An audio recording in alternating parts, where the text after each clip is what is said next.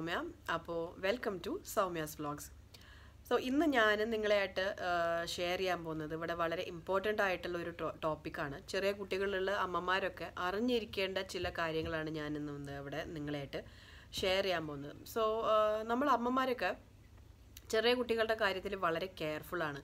പിന്നെ ചില സമയത്തൊക്കെ വളരെ ടെൻസ്ഡുമാണ്. പ്രത്യേകിച്ച് അവർക്ക് വല്ല അസുഖങ്ങളൊക്കെ വരുമ്പോൾ, ഈ ചുമ, പനി, ഇതുപോലത്തെ പ്രശ്നങ്ങളൊക്കെ വരുമ്പോൾ നമ്മൾ വളരെ ടെൻസ്ഡാണ്. അതേപോലെ ഇതിൻ്റെ ഒരു സിവിയറിറ്റി കുറയ്ക്കാൻ വേണ്ടിയിട്ട് നമുക്ക് വീട്ടിൽ നിന്ന് പെട്ടെന്ന് നമ്മൾ ഡോക്ടറെ അടുത്ത് കൊണ്ടുപോകുന്നേക്കാളും ആദ്യം നമ്മൾ ആലോചിക്കുന്നത് വീട്ടിൽ എന്തൊക്കെ ചെയ്യാൻ പറ്റും, എന്തൊക്കെ റെമഡീസാണ് ചെയ്യാൻ പറ്റുക ഇതിൻ്റെ ഒരു സിവിയറിറ്റി ഒന്ന് കുറയ്ക്കാൻ വേണ്ടിയിട്ട്. നമ്മൾ ആദ്യം അതാണ് നമ്മൾ ട്രൈ ചെയ്ത് നമ്മൾ പിന്നെ ഫ്രണ്ട്സിനോട്, അല്ലെങ്കിൽ അമ്മ, വീട്ടിൽ പ്രായമായ ആൾക്കാരൊക്കെ ഉണ്ടെങ്കിൽ അവരോടൊക്കെ ചോദിക്കും, ഇതുപോലെ കഫമുണ്ട്, ചുമയുണ്ട്, എന്താ വീട്ടിൽ നമ്മൾ ചെയ്യാൻ പറ്റുക നോക്കാം.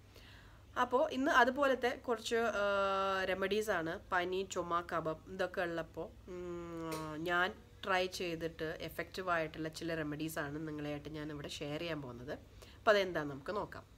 സോ ആദ്യം തന്നെ കുട്ടികൾക്ക് ഈ പനി, ചുമ ഇതൊക്കെ എങ്ങനെയാണ് വരുന്നത് നോക്കിക്കഴിഞ്ഞാൽ പല കാരണങ്ങളുണ്ട്. സോ അതിൽ കുറച്ച് ബേസിക് ആയിട്ടുള്ള കാരണങ്ങളെന്നൊക്കെ പറഞ്ഞു കഴിഞ്ഞാൽ ആദ്യം തന്നെ ക്ലൈമറ്റ് ചേഞ്ച്. ഇപ്പോൾ ഈ സമ്മറിൽ നിന്ന് വിൻ്ററിലേക്ക് മാറുമ്പോൾ, അല്ലെങ്കിൽ വിൻ്ററിൽ നിന്ന് സമ്മറിലേക്ക് ക്ലൈമറ്റ് മാറുമ്പോൾ, പിന്നെ അതേപോലെ തന്നെ പുറത്തെങ്ങോടെങ്കിലും നമ്മൾ പുറത്ത് ടൂർ പോയി കഴിഞ്ഞാൽ അവിടുത്തെ ആ ഒരു ഭക്ഷണവും വെള്ളവും ഇതിലൊന്നും അഡ്ജസ്റ്റ് ആവാൻ പറ്റാതെ വരുമ്പോൾ അപ്പോൾ കുട്ടികൾക്ക് അസുഖങ്ങൾ വരും. പിന്നെ അതേപോലെ തന്നെ സ്കൂളിൽ പോണ കുട്ടികളൊക്കെ ആണെങ്കിൽ ക്ലാസ്സിൽ മറ്റേ കുട്ടികൾക്ക് ഇതേപോലെ ചുമയും കഫമൊക്കെ ഉള്ളപ്പോൾ അത് മറ്റ് കുട്ടികളിലേക്ക് അത് സ്പ്രെഡ് ആവാൻ ചാൻസസ് ഉണ്ട്. സോ അങ്ങനെയും ഒരു ആ ഒരു ചാൻസസ് ഉണ്ട്.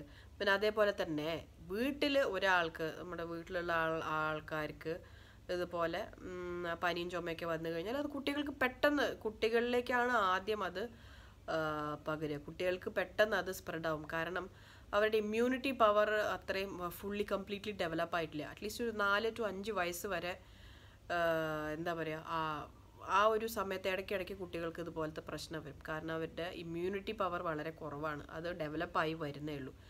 അപ്പോൾ ഈ ഒരു പ്രോബ്ലം ആക്ച്വലി വളരെ കോമൺ ആണ്. ഇതിൽ പേടിക്കേണ്ട കാര്യം ഒന്നുമില്ല, ടെൻസ്ഡ് ആവേണ്ട കാര്യം ഒന്നുമില്ല. കാരണം എല്ലാ കുട്ടികൾക്കും ഓൾമോസ്റ്റ് 90-95% കുട്ടികൾക്കും ഇതുപോലെ ഒരു 4-5 വയസ്സ് വരെ ഇതുപോലെ ഇടയ്ക്കിടയ്ക്ക് ഇങ്ങനെ അസുഖങ്ങൾ വരാൻ സാധ്യതയുണ്ട്.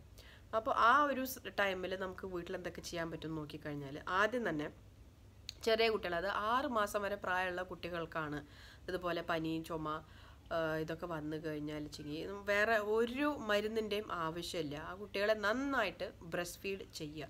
കാരണം ബ്രസ്റ്റ് മിൽക്കിനേക്കാളും വേറെ ഒരു മെഡിസിനും എഫക്റ്റീവ് അല്ല. സോ ബ്രസ്റ്റ് മിൽക്കിൽ അത്രയും എന്താ പറയുക, അത്രയും നല്ലതാണെന്ന് പറയാം. വേറെ ഒരു മെഡിസിനും എഫക്റ്റീവ് അല്ല എന്ന് പറയുമ്പോൾ അതിനേക്കാളും ബെസ്റ്റാണ് ബ്രസ്റ്റ് മിൽക്കാണ്.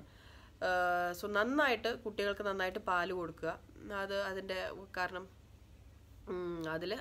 അതിൽ തന്നെ എല്ലാ പ്രശ്നങ്ങളും ചുമയും കഫം എല്ലാം അതിൽ തന്നെ മാറിക്കോളും. സോ അവർക്ക് വേറെ മെഡിസിൻസ് ഒന്നും കൊടുക്കേണ്ട ആവശ്യമില്ല.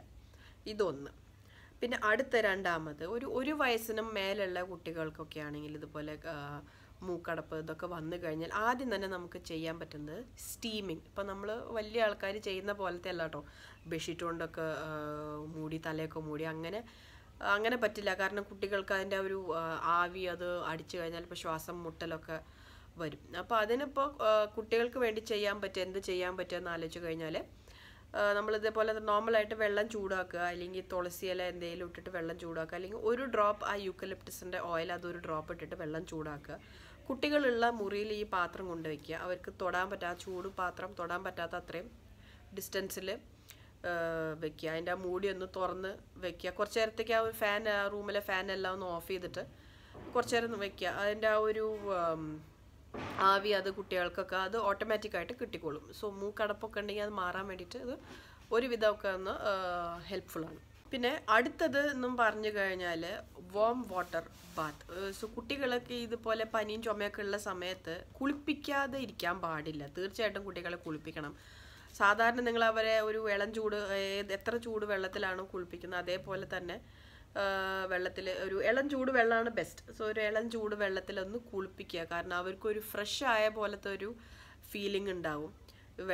ഈ പനി ചുമയൊക്കെ ഉള്ളപ്പോൾ കുളിപ്പിച്ച് കഴിഞ്ഞാൽ അത് കൂടുമെന്ന് നിങ്ങൾ തെറ്റിദ്ധരിക്കരുത്. അത് ഒരിക്കലും കൂടില്ല. കാരണം അത് അതിൻ്റെ ആ ചൂട് നമ്മുടെ ബോഡിയിൽ തട്ടുമ്പോൾ ആ കഫമെല്ലാം ഒന്ന് ലൂസായിട്ട് അത് പുറത്തേക്ക് വരുന്നതാണ്. സോ എക്സ്ട്രാ ചിലപ്പോൾ ഒന്ന് മൂക്ക് റണ്ണിങ് നോസ് ഒന്ന് കുറച്ച് എക്സ്ട്രാ കുറച്ച് അധികമായി എന്ന് വരും. പേടിക്കേണ്ട കാര്യമില്ല.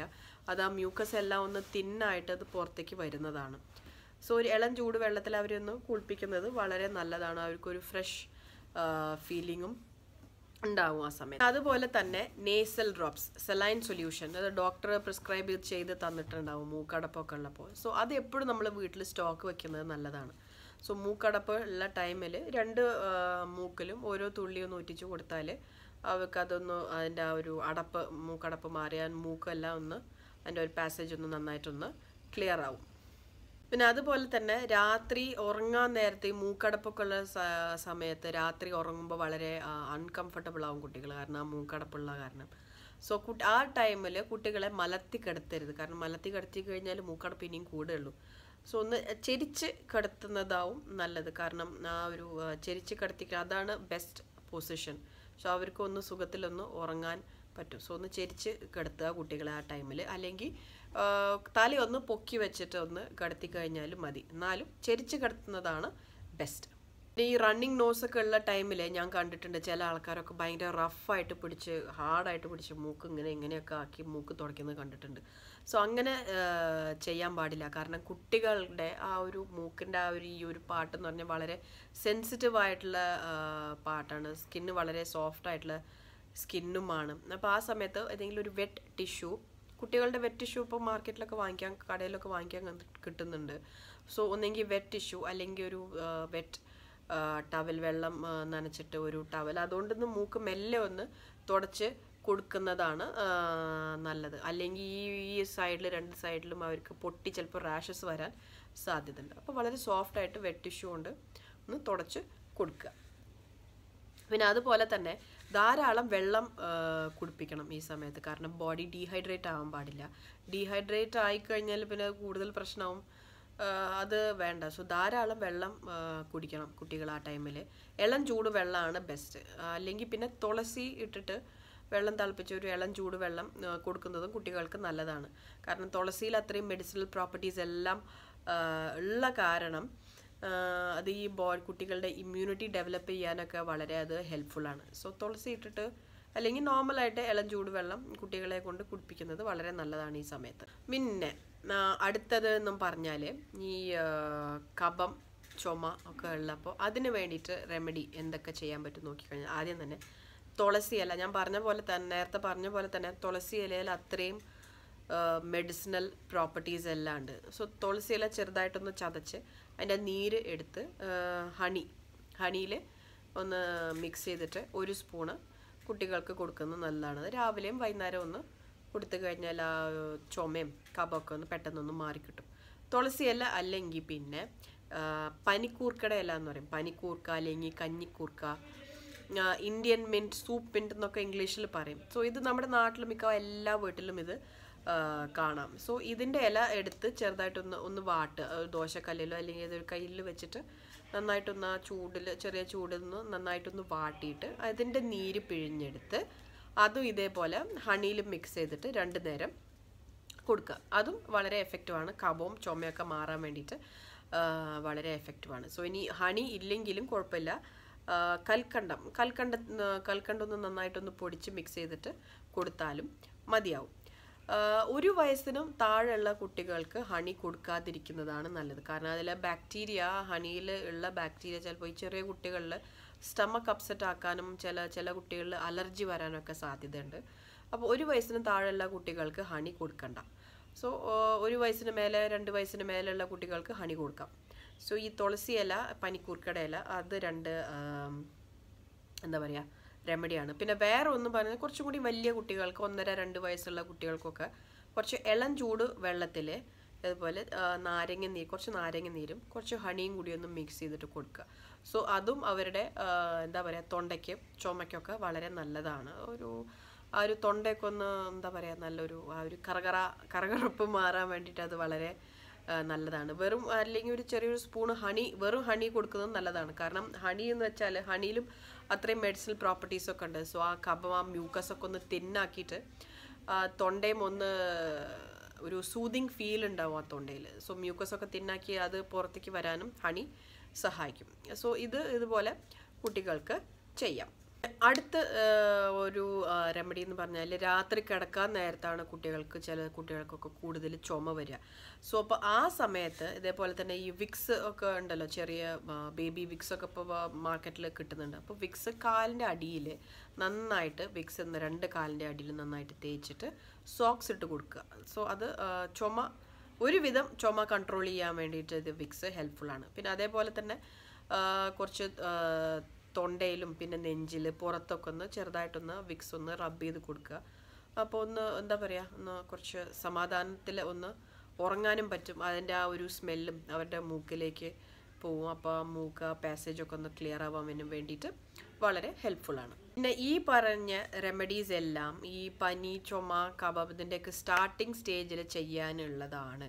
പിന്നെ അല്ലെങ്കിൽ പിന്നെ നല്ല ഹൈ ഫീവർ, അതിൻ്റെ കൂടെ വോമിറ്റിംഗ്, നല്ല ടെമ്പറേച്ചർ കുറയുന്നില്ല എന്നുള്ളൊരു സിറ്റുവേഷൻ വരുമ്പോൾ ദയവ് ചെയ്ത് വീട്ടിൽ ഈ ഹോം റെമഡീസ് ഒന്നും ട്രൈ ചെയ്യാതെ പെട്ടെന്ന് തന്നെ ഡോക്ടറെ അടുത്ത് എത്തിക്കുക, ഡോക്ടറെ കാണിക്കുക, ഡോക്ടറിൽ നിന്ന് മരുന്നുകൾ എഴുതി വാങ്ങിക്കുക. സോ ആ സമയത്ത് ഹോം റെമഡീസ് ഒന്നും വെയിറ്റ് ചെയ്യാതെ പെട്ടെന്ന് തന്നെ ഡോക്ടറെ അടുത്ത് കൊണ്ടുപോവുക. പിന്നെ വേറെ നോക്കിക്കഴിഞ്ഞാൽ ഈ ഹൈ ടെമ്പറേച്ചറൊക്കെ ഉള്ള സമയത്ത് ഡോക്ടറിൻ്റെ മരുന്നിൻ്റെ കൂടെ തന്നെ ചെറിയൊരു കർച്ചീഫ് ഒന്ന് വെള്ളത്തിലൊന്ന് മുക്കി, ഒരു വെറ്റ് കർച്ചീഫ് ഒന്ന് നെറ്റിയിൽ ഇതുപോലെ ഒന്ന് ഇട്ട് കൊടുക്കുകയാണെങ്കിൽ ടെമ്പറേച്ചർ കുറയ്ക്കാൻ വേണ്ടിയിട്ട് അത് വളരെ സഹായിക്കും. പിന്നെ അതേപോലെ തന്നെ ഒരു ഇളം ചൂടുവെള്ളത്തിൽ ഇളം ചൂടുവെള്ളത്തിൽ മുക്കിയിട്ട് ഇടയ്ക്കൊന്ന് ടവലോ അല്ലെങ്കിൽ സ്പോഞ്ചോ ഇളം ചൂടുവെള്ളത്തിലൊന്ന് മുക്കിയിട്ട് ഒന്ന് ഇടയ്ക്കൊന്ന് മേലെല്ലാം ഒന്ന് തുടച്ച് കൊടുക്കുന്നതും ബോഡി ടെമ്പറേച്ചർ കുറയ്ക്കാൻ വേണ്ടിയിട്ട് സഹായിക്കും. അതേപോലെ തന്നെ ഈ പനി, ചുമ, മൂക്കടപ്പ് ഇതുപോലത്തെ പ്രശ്നങ്ങളുള്ള സമയത്ത് കുട്ടികളുടെ ഹൈജീൻ വളരെ അത്യാവശ്യമാണ്. കുട്ടികളെ ഹൈജീനിക് ആയിട്ട് വെക്കുക, അവരെ ഒന്ന് നന്നായിട്ട് കുളിപ്പിക്കുന്നത് നല്ലതാണ്. അവർക്കൊരു ഫ്രഷ് ഫീലിംഗ് ഉണ്ടാവും. ഇടയ്ക്ക് അവരുടെ ഡ്രസ്സെല്ലാം ഒന്ന് മാറ്റി കൊടുക്കുക. അതേപോലെ തന്നെ ചെറിയ കുട്ടികളൊക്കെ ആണെങ്കിൽ രാത്രി കിടക്കാൻ നേരത്ത് സോക്സും പിന്നെ കയ്യിൽ മിറ്റൻസ് എല്ലാം ഒന്ന് ഇട്ട് കൊടുക്കുക. കാരണം ഈ കയ്യിൻ്റെ ഇവിടെ നിന്നും കാലിൻ്റെ അടിയിൽ നിന്നൊക്കെയാണ് തണുപ്പ് കയറുക.